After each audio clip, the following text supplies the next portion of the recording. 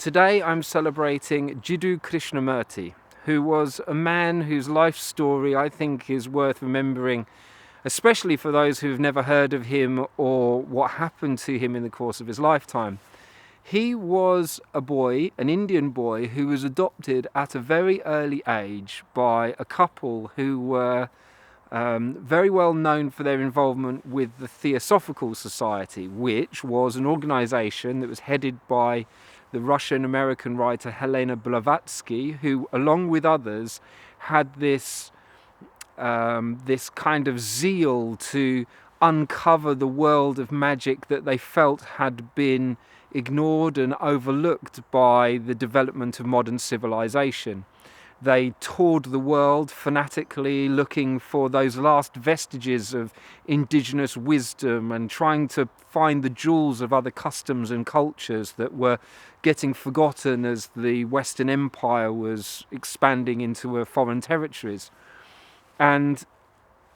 I believe it might have been, I can't remember which two people it was that discovered this precocious young Indian boy who they decided to adopt, and they saw him as I think they received messages from, goodness only knows from where. I know that the Theosophical Society were exploring all sorts of things that had been overlooked by Christianity, different divination tools, like for instance tarot and Ouija boards, and they were into channeling and holding seances. So some people would just denigrate it as complete woo, except there was definitely some very interesting things that happened in the course of their work.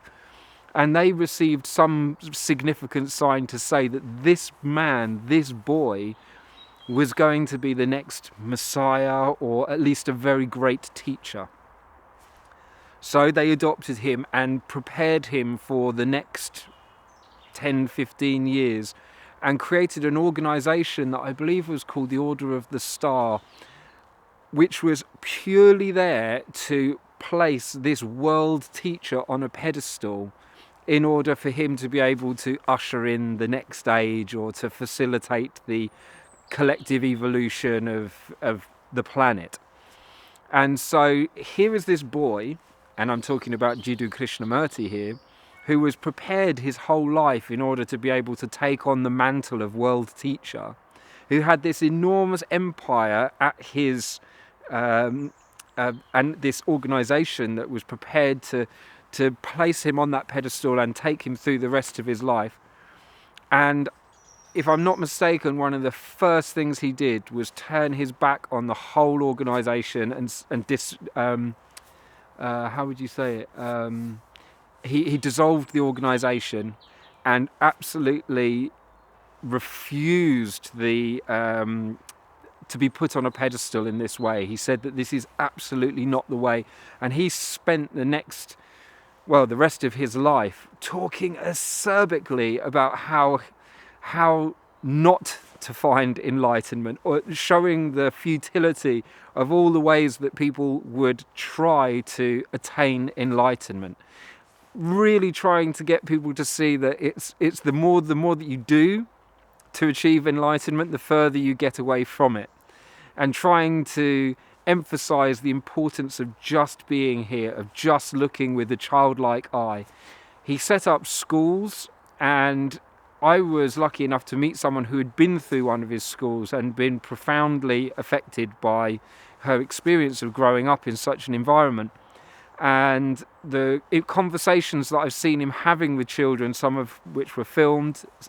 there's a lot of his work that you can still see online, and he's an absolutely fascinating person to listen to. He clearly had so much to say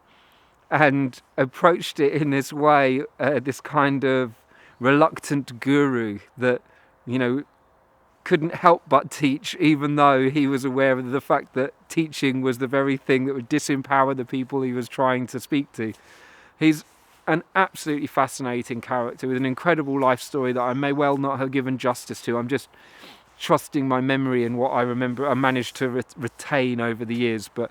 I've spent a lot of time listening to Krishnamurti, and he clearly inspired some of the people that I felt really moved by in the course of my lifetime, people like Alan Watts and Carl Jung and Aldous Huxley, all of whom had a great respect for this man who tried to speak with such utmost clarity. So today I'm celebrating Jiddu Krishnamurti, whose work lives on long after his departure. I think the world is definitely a more beautiful place for him having been in it.